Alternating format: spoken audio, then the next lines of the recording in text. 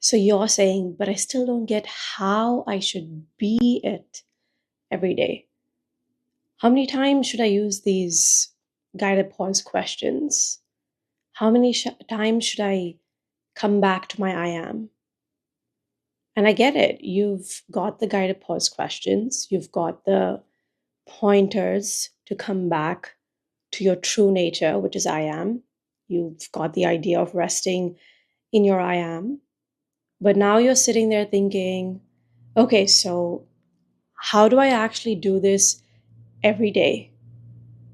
How often? Is there a set number of times? What is the process? And let me guess, you're making this more complicated than it actually is. Seriously, it's simpler than you think. So you're turning something that's meant to be simple and natural into a schedule, into a checklist, into a thing to do. And this is not about counting how many times you ask yourself a question like, who is noticing this? Or, who am I without labels? This is not about setting a timer to make sure you pause for exactly 5 minutes every hour or first thing in the morning. And it's definitely not about turning this into another routine you have to stick to, like a workout plan.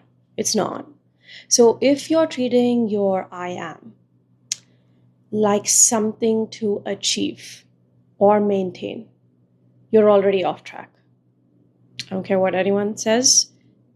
For this thing, you're off track if you do these two things. Because it's about being curious. It's about noticing. It's about seeing rather than doing. Let me put it this way. You don't need to use these questions like tools in a toolbox.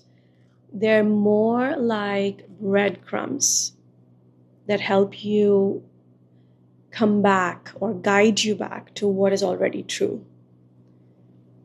So a client of mine, we'll call her Rachel, was stuck on the exact same thing. She said, well, Anila, I feel like I need to be doing this all day. Like every 5 minutes I come back to these questions, asking the questions, pausing, reflecting, but I don't have the time. And honestly, it just feels like more work, kind of tiring. So I asked her, well, Rachel, what do you do when you feel thirsty? And she laughed and she said, I grab a glass of water. Exactly. You don't schedule hydration into your day. Okay, for most people, this is an analogy. You don't obsess over how many sips you've taken. You just notice when you're thirsty and you drink. And it's the same with this. When you feel caught up in the mind, when you feel disconnected from your I am, and you're feeling curious, that's your cue. That's when you pause. That's when you use the guided questions.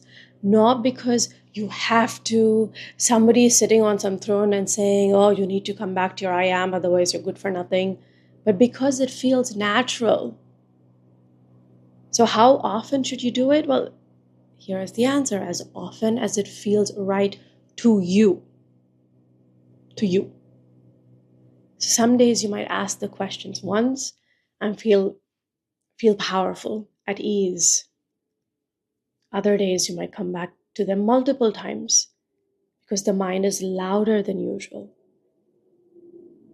And there's no rule, there's no magic number, there's no 10-minute method. It's about turning into your own rhythm, tuning into yourself to know when it is time to pause. So instead of worrying about how many times to ask the questions, try this. When you feel resistance, you pause. When you feel like you're chasing, you pause. When you feel like, oh, I've lost it, I don't know how to get my desire back, you pause.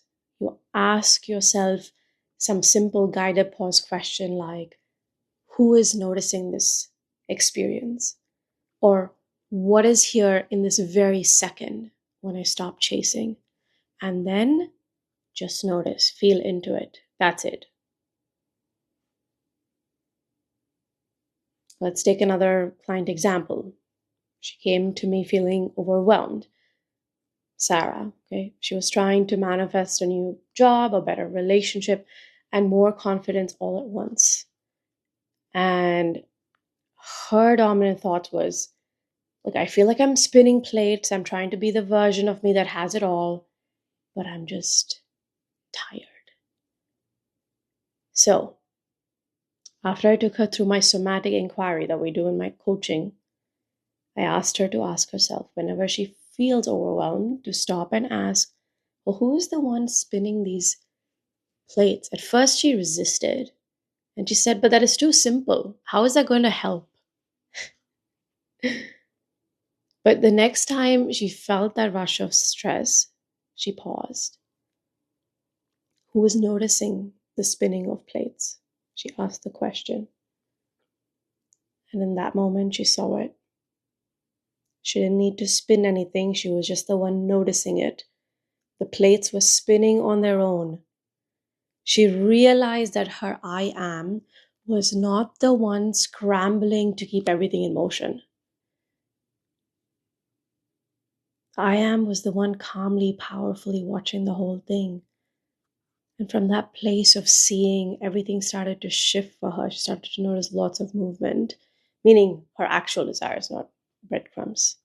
So you don't need to figure out how to be it every day.